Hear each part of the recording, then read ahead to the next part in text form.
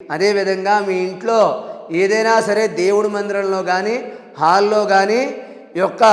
Dakshinamurthy photo పెట్టండి. Photo పెట్టి రోజు కూడా ఆ యొక్క పూజ అయిన తర్వాత కానీ పూజ ముందు కానీ ఎవరైనా సరే పిల్లలు ఆ దక్షిణామూర్తి ఫోటోను చూసి ప్రతినిత్యం కూడా నమస్కారం చేసుకోవడం వల్ల కూడా మంచి తెలివితేటలు అనేవి వృద్ధి చెందుతాయి. కాబట్టి ఈ యొక్క పరిహారాన్ని పాటించండి. ప్రతి నిత్యము కూడా ఓం పంచవక్త్రాయ నమః ఆ యొక్క పూజ చేసినప్పుడు తర్వాత మీకు సాయంత్రం పూట ఖాళీ ఉంటే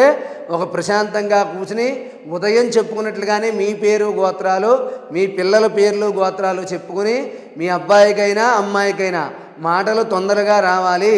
మాటలు బాగా రావాలి, మేధస్సు బాగుండాలి, మంచి తెలివితేటలు రావాలని చెప్పి సంకల్పం చెప్పుకుని ఈ యొక్క మంత్రాన్ని 108 సార్లు తక్కువ కాకుండా